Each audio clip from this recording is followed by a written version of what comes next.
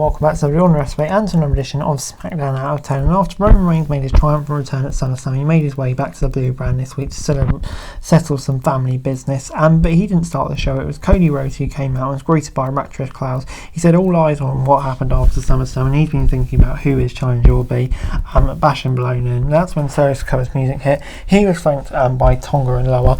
Kevin Owens arrived with chairs to provide backup. The American Nightmare ended up offering KO a title shot.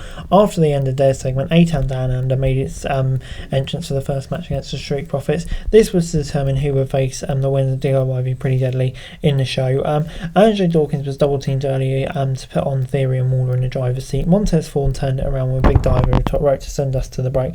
After a solid performance from both teams, the Profits claimed the victory. The bout won't stand out against everything you have seen this week, but it was fun and had the crowd pumped. Ford and Dawkins are stars, and it's great to see them winning again. So yeah, it gets 6 out of 10 from me.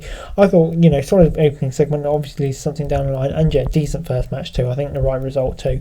6 out of 10. Before Jade Cargill had a chance to get a little revenge when she took on Alba Fire in singles action.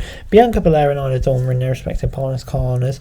Fire was aggressive, but Cargill kept finding ways to overpower her and ended up winning it in relatively quick fashion with Jaded. It's a strange booking decision to have an active champion lose so quickly. Cargill has improved significantly, so there's no reason to give us such short matches. Davenport and Naomi both showed up for a post-match brawl that ended in the babyfaces driving the heels out of the ring. So yeah, that's pretty much it. I'll give it 6 out of 10. It was alright, nothing much more to it. But yeah, to be honest, I'm surprised those titles haven't been changed back, to be honest. Before LA Knight came to the ring for a championship celebration with the crowd chanting "You deserve it" as he bragged about stopping Logan Paul.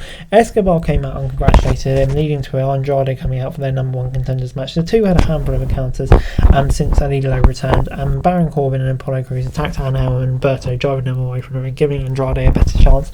We missed a few minutes in the break because WWE, of course, went to the break, and there was a second break in the middle, but that didn't give a long time to make sure this didn't feel rushed. Escobar and Andrade, of course, mastered their craft, so they couldn't really have a bad match. Carmelo Hayes interfered, but was knocked off the apron by Andrade, but still able to hit Escobar with double knees in the corner so he could roll him up for the win. This is a fantastic match, but 2 instances of interference were a bit too much, so I'm going to give it a 7 out of 10. Anyway, it continues that view, which is decent because we're going to get some more great matches, but I think it wasn't really necessary.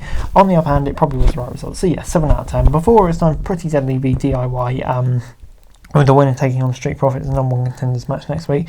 They immediately turned this into a fast-paced encounter that had Pretty Deadly in control as the show cut to a break. Sadly, the bout was over not long after it returned, so most of the action was taking place off screen. DIY picked up the win, so they will take on Ford and Dawkins for a shot at the title. I imagine the Street Profits will get it, but still a pretty decent match. Would have been nice to see more of it on the screen, but on the whole, I'm going to give it a 6 out of 10.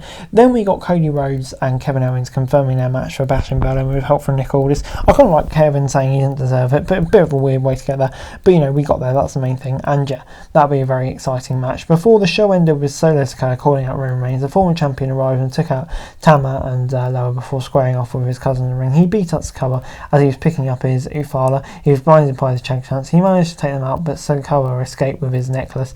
So yeah, kind of a bit like the wristband with Punk. That seems to be what we're focusing with Roman. But the pop for Roman was huge, and the storylines only really starting.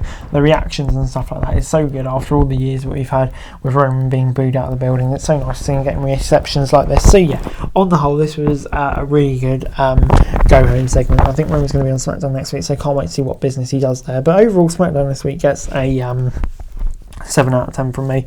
Yeah, good stuff. I think I have to say, on the whole, some really good matches on there. And yeah, I thought it was pretty decent on the whole. And yeah, I think so many questions like Roman, Cody, etc., heading into next week's show with Bash in Berlin not too far away. Hey guys, that's it for this video. Thanks very much for watching. Remember to like, share, subscribe, follow us on our socials, link in the description below for daily wrestling news, meme and content. Subscribe to our other channels on screen right now, that'd be greatly appreciated. Thanks very much for watching. Peace out.